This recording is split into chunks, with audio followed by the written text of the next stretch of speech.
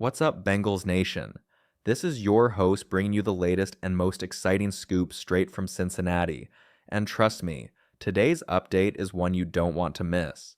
We're diving into some sharp, inside the locker room observations from none other than Dan Hoard, the longtime voice of your Cincinnati Bengals. Yesterday's media access practice revealed a lot, from injury updates to some promising sights from the field. But before we jump into all the action, before we get into the latest Bengals news, make sure to subscribe, like the video, and don't forget to hit the bell icon so you never miss an update. Let's talk about what really matters: Joe Burrow. For the first time since last season ended, Burrow stepped up to the mic, and Bengals fans, get ready to smile. He says this is the best he's ever felt in an offseason. Let that sink in. From the devastating knee injury his rookie year, to the unexpected appendectomy, to wrist and calf setbacks, Burrow's off-seasons have never been smooth sailing. But this year, he's finally in a perfect place physically. And here's what Burrow himself had to say: "I'm trying to get better, trying to get stronger, faster, healthier, trying to find ways that you can optimize your health throughout the whole season." That kind of focus and mindset from QB1, exactly what Cincinnati needs heading into a pivotal year. Let's keep rolling, Bengals fans, because things are heating up inside the locker room and Joe Burrow just added more fuel to the fire. During his recent media session, Burrow didn't just talk about himself. He showed support where it counts. One name stood out: Trey Hendrickson. Burrow was clear: Hendrickson deserves respect, and more than that, he deserves to get paid. Joe didn't mince words when he said, "He's earned what the market dictates." That's a big vote of confidence for a guy who's consistently disrupted opposing offenses. But it's worth noting, Burrow's tone was measured. It wasn't the same full-throttle backing we've seen him give to teammates like T. Higgins or Jamar Chase in the past. Still, the message was there: Hendrickson matters. Burrow also gave a quick nod to Jermaine Burton, who's been turning heads this offseason. After a rough rookie year, Burton seems to be on the rebound, and the fact that both Burrow and Coach Zach Taylor are noticing, that says a lot. The Bengals aren't giving up on him. Not yet. Speaking of Coach Taylor, his praise for new defensive line coach Jerry Montgomery was impossible to ignore. Taylor said Montgomery is thorough, demanding, a great teacher, and someone who sees the entire defense, not just the front four. That's exactly the kind of leadership the Bengals D-line needs right now. Let's be honest. The defensive front has been one of the team's biggest question marks. A strong, disciplined coach could be the difference between pressure up front and another year of letting quarterbacks get too comfortable.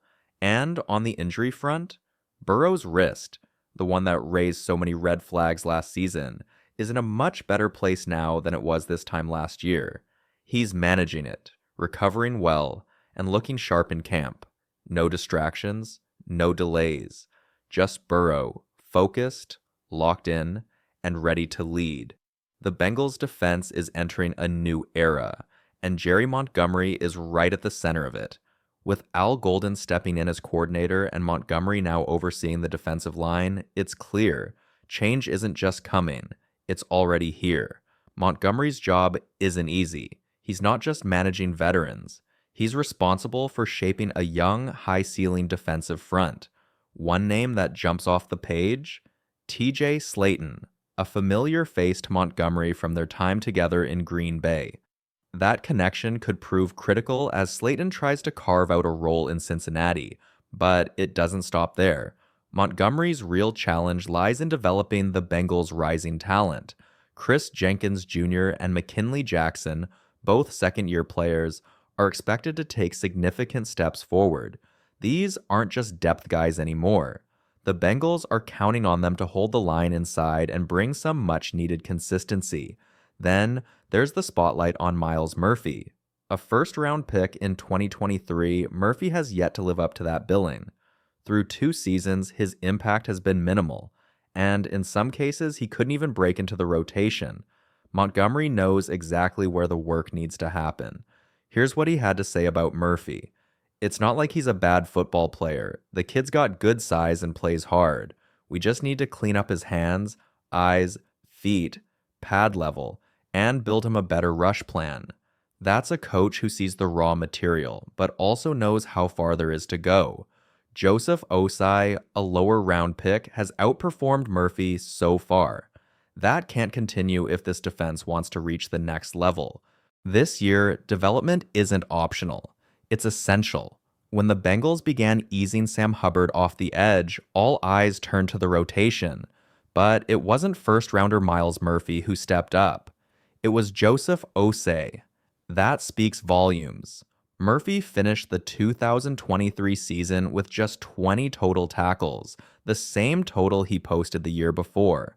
And while he came into the league labeled as a project, fans were hoping to see more growth by now. The pressure is on.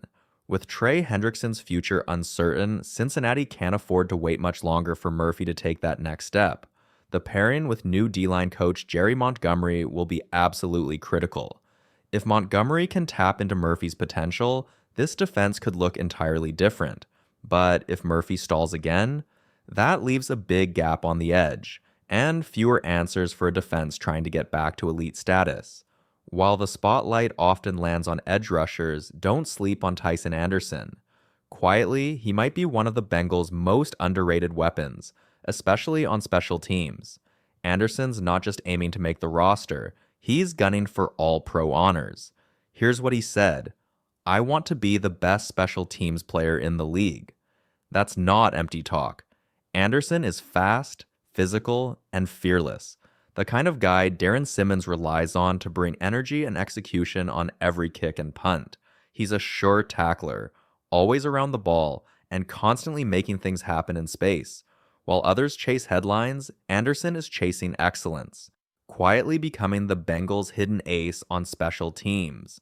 As the Bengals continue building out their depth chart, Tycen Anderson remains one of the most intriguing names on the roster.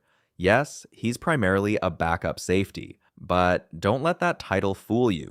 With players like Jordan Battle and Geno Stone fighting for consistency, Anderson might quietly become a more important piece than expected.